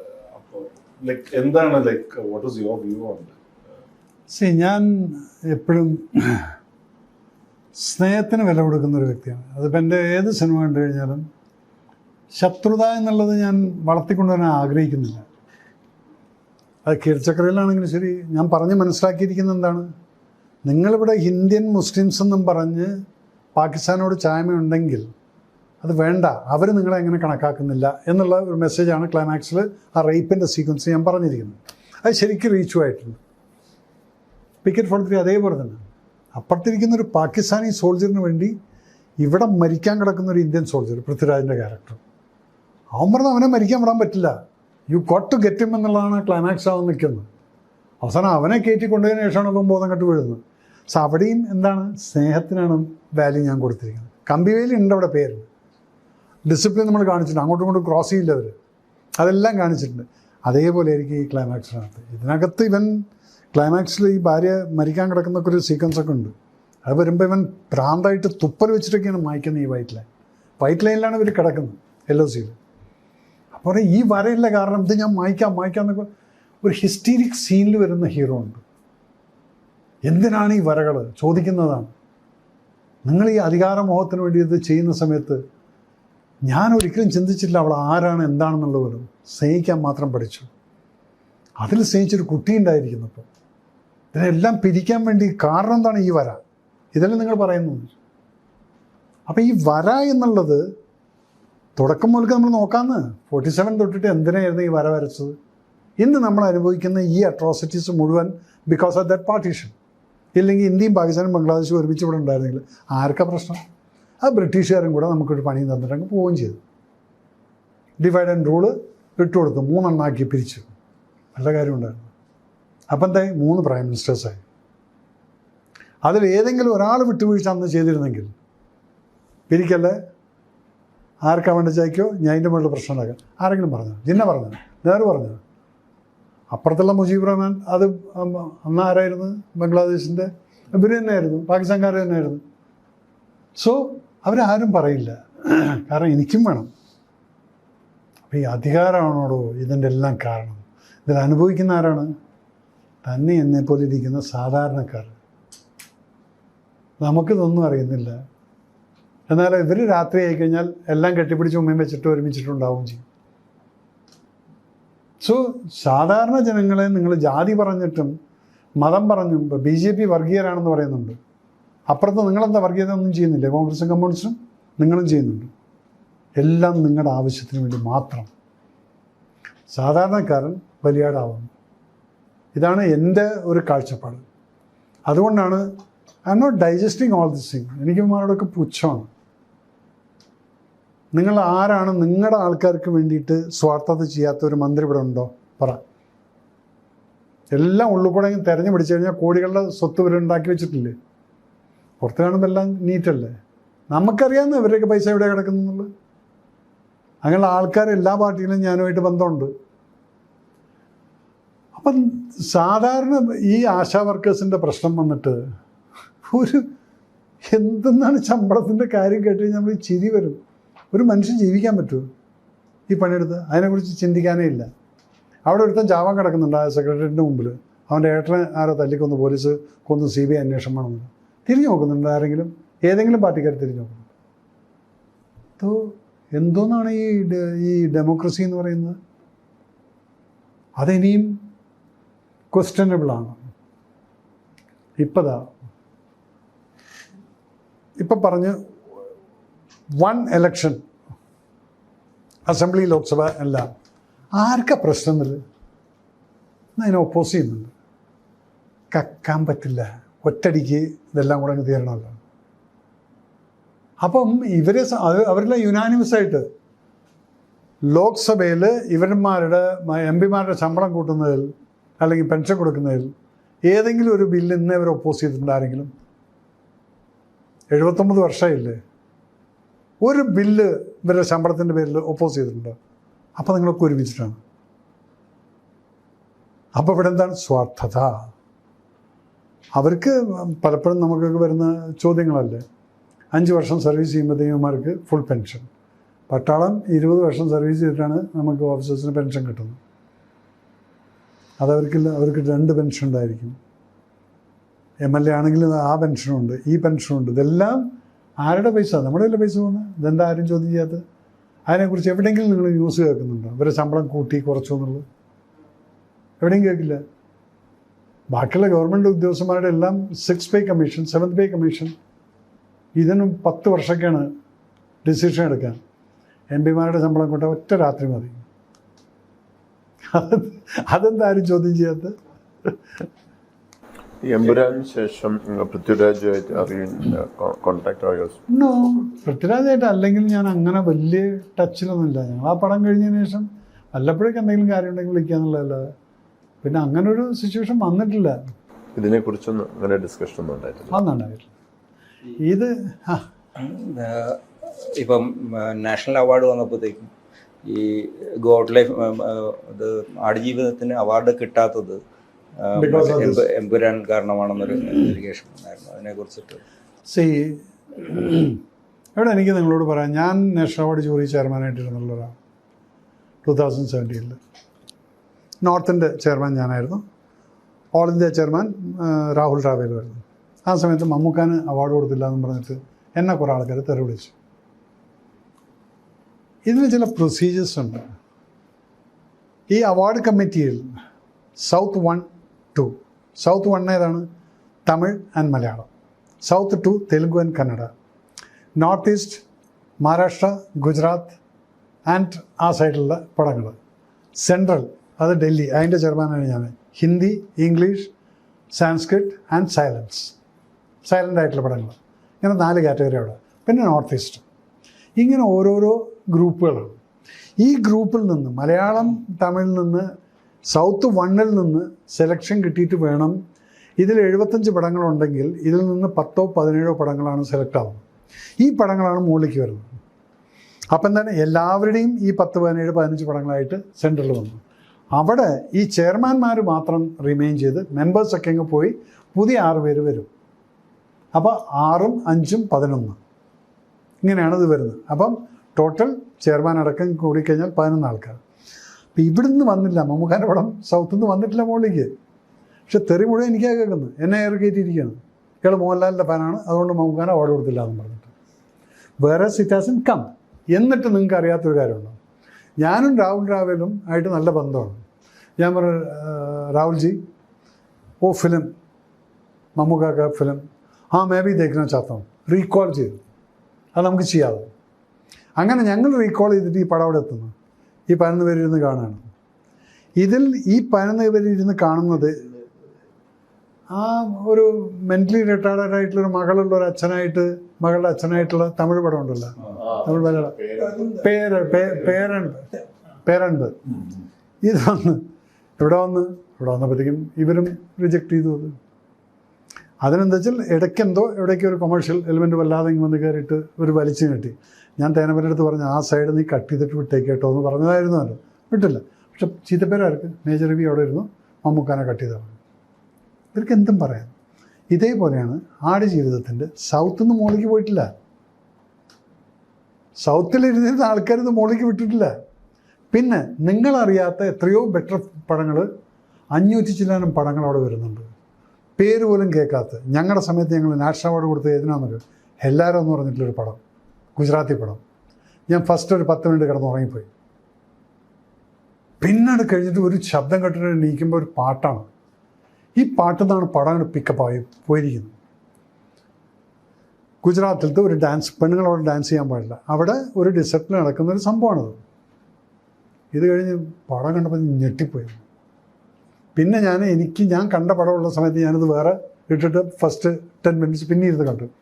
ഉഗ്രം. നമ്മൾ ഡിസൈഡ് ചെയ്ത് ഈ പടത്തിന് നാഷണൽ അവാർഡ് തീരുമാനമാക്കി. അതിൽ വേറൊരു രസം എന്താണ്, ആദ്യമായിട്ടാണ് 12 ഹീറോയിൻസിന് ഒരുമിച്ചിട്ട് സ്പെഷ്യൽ ജൂറി അവാർഡ് കിട്ടുന്നത്. അതിലുള്ള 12 പെണ്ണുങ്ങൾക്ക് നമ്മൾ സ്പെഷ്യൽ ജൂറി അവാർഡ് കൊടുത്തു സ്റ്റേജ് കയറ്റിയിട്ട്. ഇതൊക്കെ നമ്മൾ എടുക്കുന്ന തീരുമാനങ്ങൾ ചില സമയത്ത് അങ്ങനെയുള്ള പടങ്ങൾ വരുമ്പോൾ. അപ്പം ആടുജീവിതം എന്നുള്ള സിനിമയ്ക്കകത്ത് രാജു മെലിഞ്ഞു അല്ലെങ്കിൽ താടി വളർത്തി എന്നുള്ളതല്ല. അവിടെ അതിനകത്ത് അപ്പുറത്ത് നിങ്ങളാരും അറിയാത്ത ചില ആർട്ടിസ്റ്റുകൾ പെർഫോം ചെയ്യുന്നുണ്ടായിരിക്കും. നമ്മളൊന്നും പടം കണ്ടില്ല. നമ്മളെ സംബന്ധിച്ചിടത്തോളം ആടുജീവിതമായിരിക്കും. പക്ഷേ അത് അവിടെ ചെല്ലുന്ന സമയത്ത് ഈ 500 പടത്തിനകത്ത് ചിലപ്പോൾ അതവിടെ നിൽക്കില്ലായിരിക്കും. അതുകൊണ്ട് ഇത് പാർഷ്യാലിറ്റി ആയിട്ട് മാത്രം കണക്കാക്കാൻ പറ്റില്ല. യെസ്, അപ്പം ചോദിക്കും കേരള സ്റ്റോറി എന്നുള്ളത്, കേരളത്തിനെ അവമാനിക്കാൻ വേണ്ടി. കേരളത്തിന് എന്താ അവമാനിച്ചിരിക്കുന്നത്? അതിൻ്റെ ഒരാഴ്ച കഴിഞ്ഞപ്പോഴേക്കും തൊടുപുഴയിൽ ഒരു പെൺകുട്ടി മരിച്ചില്ലേ? So let us not be biased about this thing. നമ്മളെല്ലാം തികഞ്ഞവരാണെന്നുള്ള പറയുന്നത് തന്നെയാണ് തെറ്റ്. എൻ്റെ മകൻ തെറ്റ് ചെയ്താൽ എൻ്റെ മകൻ തെറ്റ് ചെയ്തു എന്ന് പറയാനുള്ള മനസ്സുള്ളൊരു അച്ഛനാണ് ഞാൻ. If you has committed A mistake, yes Arjun you did it, say sorry. ഇവിടെ അങ്ങനെയല്ല, ഞങ്ങൾ പാർട്ടിക്കാരാണ്, സോറി. അതല്ല വേണ്ടത്. നമ്മുടെ ആരാണെങ്കിലും ശരി തെറ്റ് ചെയ്താൽ, എൻ്റെ വീട്ടിലത് പ്രശ്നം പലപ്പോഴും ഉണ്ടാവാറുണ്ട്. അങ്ങനെ ചോദിക്കും, how can you say like this? അവർ no, he did it, so he did it. I will be a bad father then എന്ന് അവനെ സംബന്ധിച്ചിടത്തോളം. പക്ഷെ എൻ്റെ ഐഡിയോളജിയിൽ അങ്ങനെ സംഭവം വന്നിട്ടില്ല. പക്ഷെ അങ്ങനെ വന്നു കഴിഞ്ഞാൽ ഇത് ഞാൻ തുറന്ന് പറയും, യു ഡൺ എ മിസ്റ്റേക്ക് എന്നുള്ളത്. അതാണില്ലാത്തത് ഇവിടെ. അപ്പം നമ്മൾ കേരള സ്റ്റോറി ഇതിന് കഴിഞ്ഞ് ഇവിടെ പിണറായി സഖാവ് അടക്കം ഇത് പറഞ്ഞപ്പോഴത്തേക്കും അതിനപ്പുറത്ത് തൊടുപുഴ പ്രോമനൻ്റ് ആയിട്ടാണ് കോതമംഗലത്ത് എന്തെല്ലാം ഇഷ്യൂ ഉണ്ടായി. അപ്പം നിങ്ങൾ സൈലൻ്റ് ആവുന്നു അല്ലേ? So let us not talk about film. Personally ഇല്ലെങ്കിൽ ആസ് എ ഈവൻ പാർട്ടി ഇത് ഈ നേരത്തെ പറഞ്ഞ ഒരു റിലീജിയസ് ഇത്, അതായത് ഫോർ എക്സാമ്പിൾ ലവ് ജിഹാദ് എന്നുള്ളത്, ഇല്ലെങ്കിൽ ഈ ഡ്രഗ്സിന്റെ നേരത്തെ പറഞ്ഞ ഈ നാർക്കോട്ടിക് ജിഹാദ് എന്നുള്ള യൂസേജ് ഒക്കെ ഇപ്പോൾ സോഷ്യൽ മീഡിയയിലൊക്കെ കാണും. എൻ്റെ മകൻ കല്യാണം കഴിച്ചിരിക്കുന്ന ഒരു ക്രിസ്ത്യൻ പെൺകുട്ടിയാണ്. ഞങ്ങളുടെ വീട്ടിൽ ഒരു പ്രശ്നമില്ലല്ലോ. അവൻ കല്യാണം കഴിക്കണം എന്ന് പറഞ്ഞു. ഞാനൊരു കട്ടർ ഹിന്ദു ഒക്കെ തന്നെയാണ്, പക്ഷെ എന്നോട് ഫെനറ്റിക് ഹിന്ദു. ഞാൻ അമ്പലത്തിൽ പോകും, പള്ളിയിൽ പോകും. ക്രിസ്ത്യൻ പള്ളിയിൽ ഞാൻ 3 വർഷം എല്ലാ ഞായറാഴ്ചയും 3 വർഷത്തിൽ ഞാൻ പോയിട്ടുള്ളതാണ്. കാരണം എൻ്റെ ചീഫ് ജനറൽ ഓർത്തഡോക്സ് ക്രിസ്ത്യനാണ്. അദ്ദേഹത്തിൻ്റെ കൂടെ പോയേ പറ്റൂ. എനിക്ക് ഫുൾ റിച്വൽസ് അറിയാമായിരുന്നു. പക്ഷെ ഞാനവിടെ ചിലപ്പോൾ പ്രാർത്ഥിക്കുമ്പോൾ എനിക്ക് ഈശോനെ കാണുന്നത് ഞാൻ ചിലപ്പോൾ കൃഷ്ണനിൽ കൂടെ ആയിരിക്കും. എൻ്റെ ഫെയ്ത്താണ്. ഇതുപോലെ എൻ്റെ മകന് ഇങ്ങനെ പെൺകുട്ടിയെ കല്യാണം കഴിക്കാമെന്ന് പറഞ്ഞു, കഴിച്ചു. പക്ഷെ ഒന്നേ ഞാൻ പറഞ്ഞല്ലോ, അവരുടെ വീട്ടുകാരോടും പറഞ്ഞു, ഇവിടെയും പറഞ്ഞു. ജാതി മാറ്റം വല്ലതും അങ്ങനെ വല്ലതും ഉണ്ടോ എന്ന് ചോദിച്ചാൽ ആദ്യം അങ്ങനെ വല്ല എഗ്രിമെൻ്റ് ഉണ്ടെങ്കിൽ നമ്മൾ ആദ്യമേ അത് പറയണം. അവർക്ക് അങ്ങനെ ഒരു പ്രശ്നമല്ല. അവർ തമിഴ് നാട് ക്രിസ്ത്യൻസാണ്, കോത്തഗിരിയുള്ളവർ. കല്യാണം എന്നുള്ളത് ഞങ്ങൾ അമ്പലത്തിലും വെച്ചില്ല, എവിടെയും വെച്ചില്ല, ഹോട്ടലിൽ വെച്ചാണ് നടത്തി. മെഴുതിരിയുണ്ട്, നിലവിളക്കും ഉണ്ട്. ആർക്കെങ്കിലും എന്തെങ്കിലും പോയാൽ കല്യാണം കഴിച്ചപ്പോൾ 2 വർഷമായിട്ട് ഇപ്പം ഇന്നലെ 2ാമത്തെ വർഷത്തിൻ്റെ വെഡിങ് ആനിവേഴ്സറി ആയിരുന്നു. ഹാപ്പി ആയിട്ട് രണ്ടും കൂടെ ജീവിച്ചു പോകുന്നുണ്ട്. അതിൽ പ്രശ്നമില്ല.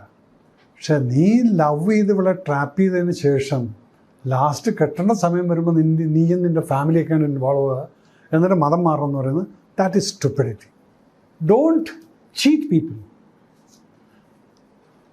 ഞാനറിയുന്ന എത്രയോ വലിയ വലിയ ഫാമിലീസിലാണ്.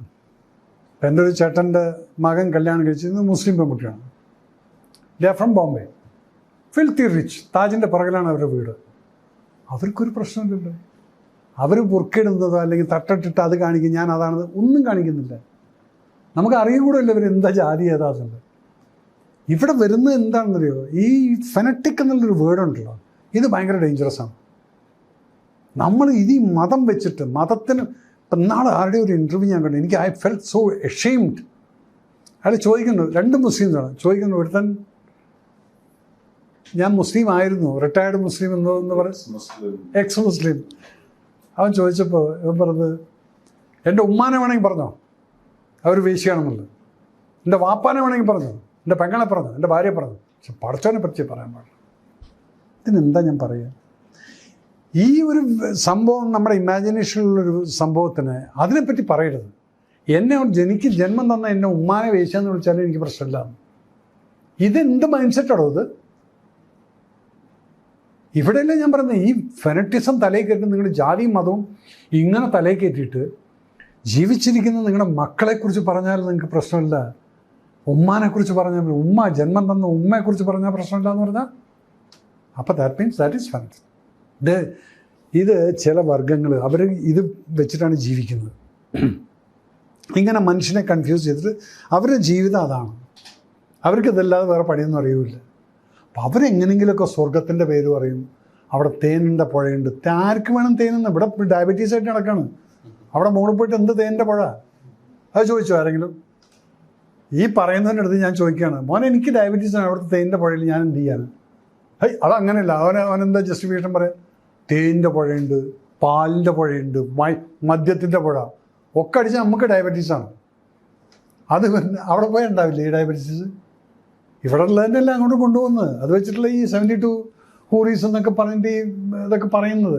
So when you say something, ലോജിക്കായിട്ട് ആരും ചിന്തിക്കുന്നില്ല. എല്ലാവരും വേറൊരു ലോകത്തിലാണ്. ആരെങ്കിലും പറഞ്ഞതിനെങ്കിലും ഫോളോ ചെയ്യുക. ഇനിയെങ്കിലും ഈ ചെറുപ്പക്കാർ ചിന്തിക്കണത് എന്താണ് ഈ പറയുന്നത്? ഗ്രന്ഥങ്ങൾ, മതഗ്രന്ഥങ്ങൾ നിങ്ങൾ എല്ലാവരുടെ വായിക്കാൻ പറഞ്ഞ് വായിക്കൊന്നുമില്ല. എത്ര പേരുടെ ഹിന്ദുക്കൾ മഹാഭാരതം വായിച്ചിട്ടുണ്ടെന്ന് ചോദിച്ചാൽ മഹാഭാരതം വായിച്ചിട്ടൊന്നുമില്ല ആരും. ഈ കഥ കുട്ടിക്കാലത്ത് കേട്ടിട്ടുള്ള കുറേ കഥകൾ വെച്ചിട്ടൊക്കെയാണ് നമ്മളിങ്ങനെ വീമ്പളക്കുന്നത്. ഏതെങ്കിലും സദസ്സിലൊക്കെ കയറി പറയുന്നത്. ഫുൾ മഹാഭാരതവും രാമായണമൊക്കെ വായിച്ചിട്ടുള്ള ആൾക്കാരുണ്ടോ എന്ന് ചോദിച്ചാൽ ഇല്ല. അന്നൊക്കെ എന്താ വെച്ചാൽ ജോയിൻറ്റ് ഫാമിലി ഉണ്ടായിരുന്നുകൊണ്ട് മുത്തശ്ശിമാർ കഥ പറയാനുണ്ടായിരുന്നു. അതുകൊണ്ട് നമുക്കിതൊക്കെ അറിയാം. ഇന്നത്തെ ജനറേഷൻ്റെ അടുത്ത് നീ ചോദിക്കുക, who knows about this mythological stories? Nobody knows. നടനബേന്തി എന്ന് ചോദിച്ചു കഴിഞ്ഞാൽ എന്താണ്? ആർക്കും അറിയില്ല. അത് അന്ന് ഈ അച്ഛനും മുത്തശ്ശിമാരൊക്കെ കഥ പറഞ്ഞതുകൊണ്ട് തലയിൽ കിടപ്പുണ്ടത്.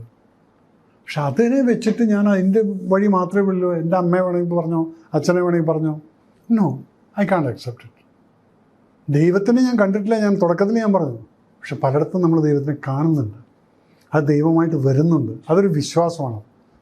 നമുക്ക് ആ ഒരു ചീത്തപ്പേരിനുള്ള യോഗമില്ല എന്ന് പറഞ്ഞാൽ അവിടെ ഒരാൾ വരുന്നുണ്ട്, അതാണ് ദൈവം. അത് ഏത് രൂപത്തിലും ആവാതെ. അല്ല ഇതേ രൂപം തന്നെയാണ്, ഈ പറഞ്ഞിട്ടുള്ളത് തന്നെയാണ്, അതിനെ മാത്രം പറയാൻ പാടില്ല എന്ന് പറഞ്ഞു കഴിഞ്ഞാൽ നോ. അതെല്ലാം അതിൽ പറയും, ഈ മതത്തിൻ്റെയും ജാതിയുടെയും പേരിൽ പറഞ്ഞുകൊണ്ട് ഈ സമൂഹത്തിനെ ഭിന്നിപ്പിച്ചിട്ട് ഇവിടെ 10 വോട്ട് കിട്ടാൻ വേണ്ടി നടക്കുന്ന ഒരു രാഷ്ട്രീയമുണ്ട്. ആ രാഷ്ട്രീയത്തിൽ പെടുന്നവരാണ് നമ്മളിപ്പോൾ. അത് പെടരുത്. ബീയിങ് എ പാർട്ടി ലീഡർ ഒരു ഡിറ്റാച്ച്ഡ് ആയിട്ടാണല്ലോ സംസാരിക്കുന്നത്. ഞാൻ ഡിറ്റാച്ച് എന്ന് പറഞ്ഞാൽ ഞാൻ മനുഷ്യനായിട്ടാണ് സംസാരിക്കുന്നത്. I'm not talking against BJP, I'm not talking against Congress, this thing. പക്ഷേ നിങ്ങളുടെ കമ്മ്യൂണിസ്റ്റിൻ്റെ സെർട്ടൺ ഐഡിയോളജി ഐ കനോട്ട്. ഹർത്താലെന്നും പറഞ്ഞിട്ട് നിങ്ങൾ കാണിക്കുന്ന അട്രോസിറ്റീസിന് I cannot accept it. Who are you to come to my house and ask me to close my shop? എൻ്റെ വീട്ടിന് മുന്നിലൊരു ഷോപ്പ് അടയ്ക്കാൻ നീ ആരുടെ വന്നിട്ട് പറയാൻ?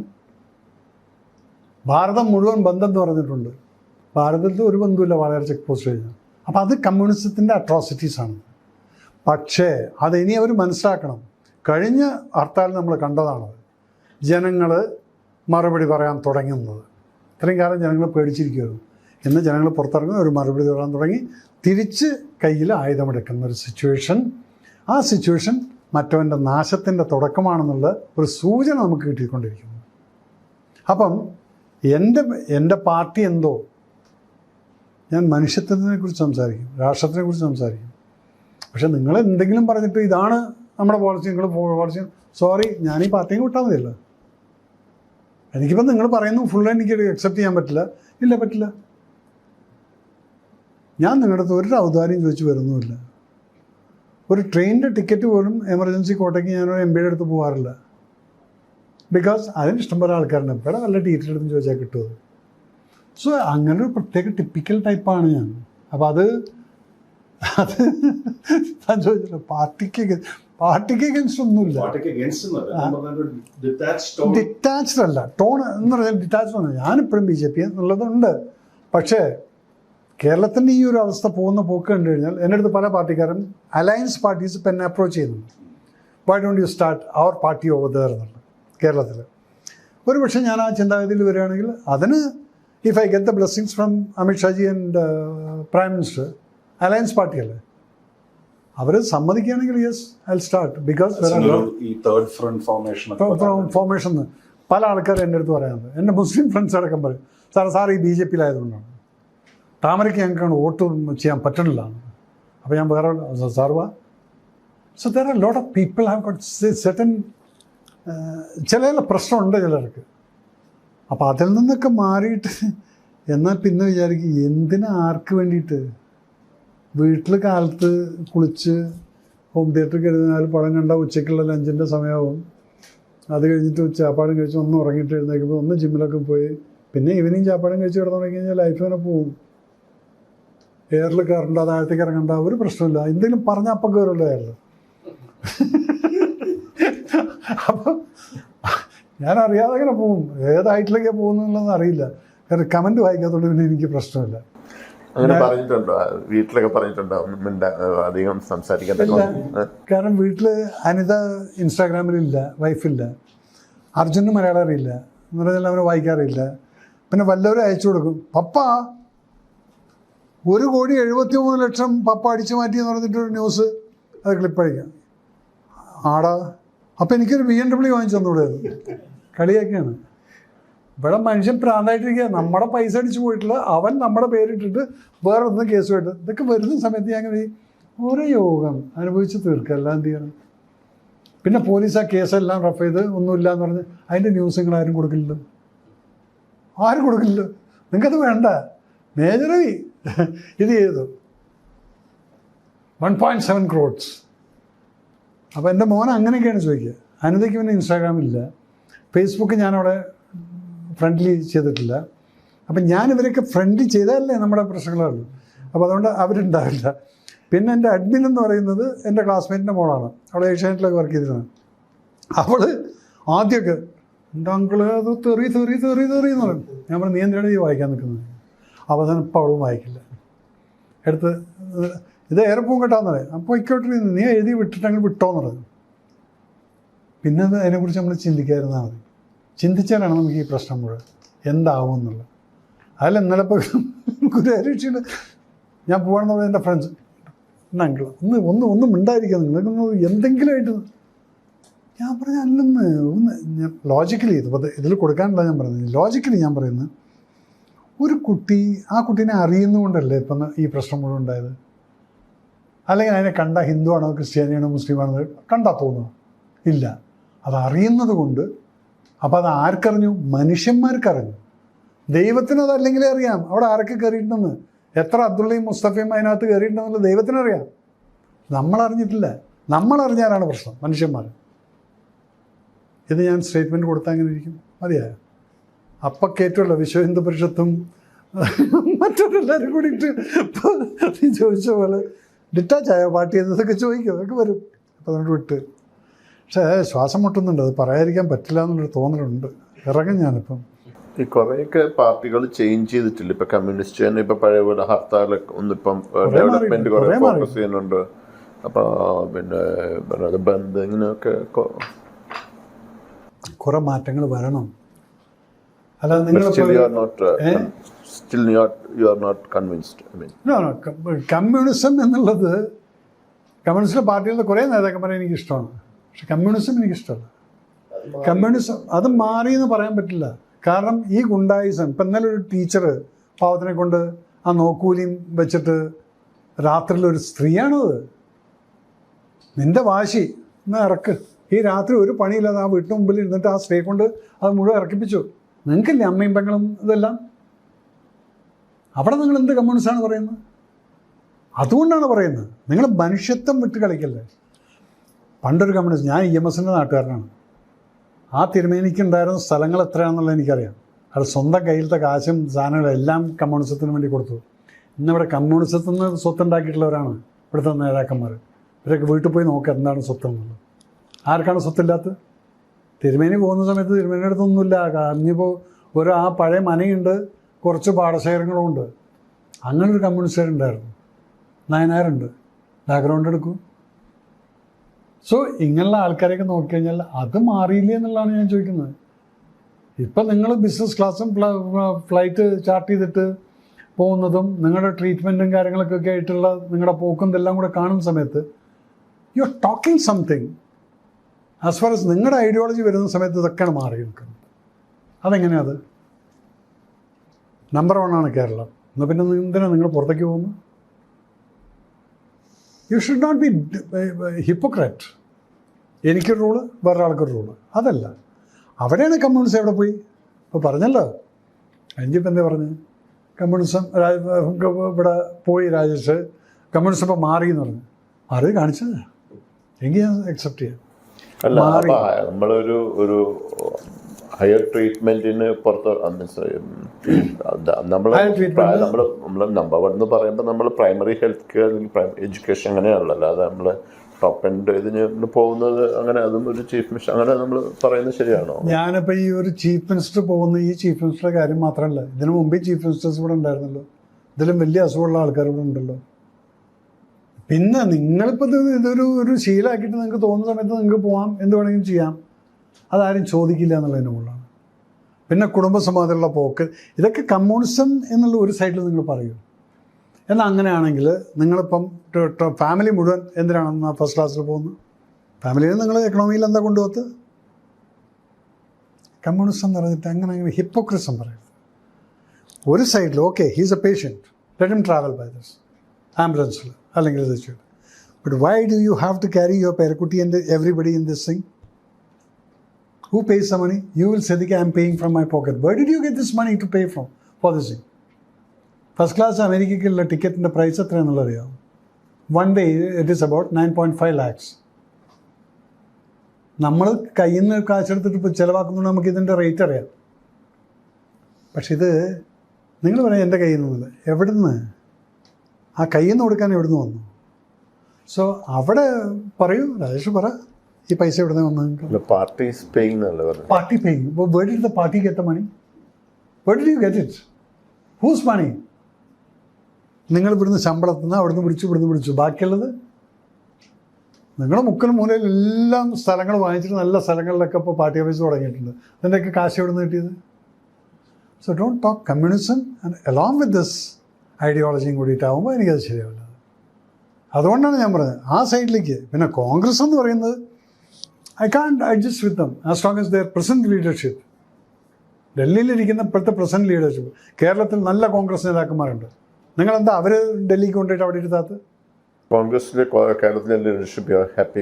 എനിക്ക് പണ്ടുണ്ടായിരുന്നവർ, അത് VM സുധീരേട്ടനെ പോലുള്ള ആൾക്കാർ, മുല്ലപ്പള്ളി, VD സതീശനെല്ലാം ന്യൂ ജനറേഷൻ കോൺഗ്രസ്സുകാരാണ്. Okay, Shashi Tharoor is an intellectual man. That man should be brought to and used for Kerala. ഇതതില്ല. അതെന്താ വെച്ചാൽ മൂപ്പറിപ്പോൾ ഈ മറ്റേ കയ്യാലപ്പുറത്തിരിക്കുന്ന തേങ്ങ പറയാണ്. എങ്ങോട്ടാന്നുള്ളത് അങ്ങോട്ടും ഇങ്ങോട്ടും ഇല്ലാതെ നിൽക്കണത്. തീരുമാനത്തിൽ വാ. അങ്ങനെ BJPയിലേക്ക് കൊണ്ടുവരികയാണെങ്കിൽ യെസ്, ഹീ ഈസ് റെഡി. പക്ഷേ അതല്ല. ഇപ്പം കേരളത്തിന് വേണ്ടത് എന്താണെന്ന് അറിയാം? നല്ലൊരു ഗവൺമെൻറ് വരണം കേരളത്തിലെ ജനങ്ങൾക്ക്. ഈ നുണ പറയാതെ കാര്യങ്ങളൊക്കെ നേടി പാവങ്ങൾക്കുള്ള. ഇപ്പോൾ അതന്ന് ആരോ ക്ലെയിം ചെയ്യുന്നത് കേട്ടല്ലോ, പെൻഷൻ ആരായിരുന്നു? ബ്രിട്ടാസ് പെൻഷൻ അലോട്ട് ചെയ്തു തോന്നുന്നത് ആരുടെ? കേന്ദ്ര ഗവൺമെൻറ്റിൻ്റെ. അത് കൃത്യസമയത്ത് കിട്ടുമെന്നുള്ളത് അത് കേന്ദ്ര ഗവൺമെൻറ്റാണ് കൊടുക്കുന്നത്. അതെന്തിനാണ് നിങ്ങളിപ്പം അതിന് ബൂസ്റ്റ് അടിക്കുന്നത്? ഇങ്ങനെയുള്ള നോണയെന്നും പറഞ്ഞുകൊണ്ട് ശശി തരൂർ BJP-യിലേക്ക് വരുവാന്നാണ് പറഞ്ഞത്. അല്ല, you talk to him? No, I didn't. But then there was a lot of talks and all this thing. He was coming or not. But his ideology, he's nowadays is not along with the Congress. അത് നമ്മൾ കാണുന്നുണ്ട്. പിന്നെ നേരത്തെ ചോദിച്ചില്ല, കോൺഗ്രസ്സിൽ നല്ല നേതാക്കന്മാരുണ്ടായിരുന്നൊരു കാലമുണ്ട്. എന്തിനാ? സുധാകരനെ എനിക്ക് വലിയ ഇഷ്ടമാണ്. കെ സുധാകരൻ. ബിക്കോസ് അങ്ങനെയായിട്ട് ഞാൻ നല്ല ബന്ധമായിരുന്നു. ചാങ്കൂറ്റുള്ളൊരു നേതാവാണ്. അതുണ്ട്. പക്ഷെ അദ്ദേഹത്തെ അടക്കം നിങ്ങളിപ്പോൾ എന്താ വെച്ചാൽ റെസ്പെക്ട് കൊടുക്കുന്നത് ഞാൻ കാണുന്നില്ല. പുതിയ generation is not giving the respect to the old people. Mullappally രാമേന്ദ്രേട്ടനെ he was one of the good leaders. ഇപ്പോഴും കാലത്ത് കതറിട്ടിട്ട് ഇറങ്ങും സോഷ്യൽ സർവീസുമായിട്ട്. പാർട്ടിയിലൊന്നുമല്ല, പക്ഷെ അവർ ചെയ്യുന്നില്ലേ? സുധീരേട്ടപ്പം ഉണ്ടായിരിക്കുകയാണ്. കാരണം പണ്ടൊക്കെ ഒരു കാലത്ത് അദ്ദേഹത്തേക്ക് എനിക്ക് ഇഷ്ടമുള്ള നേതാക്കന്മാരായിരുന്നു ഐഡിയോളജിക്കലി. പക്ഷെ ഇപ്പോൾ അവരെല്ലാം സൈലൻ്റാണ്, ഒതുങ്ങിയിരിക്കുന്നു. ഇപ്പം ടു മച്ച് ഓഫ് ലൗഡ്. പുതിയ ആൾക്കാർ ടേക്ക് ഓവർ ചെയ്തു പാർട്ടി. Take over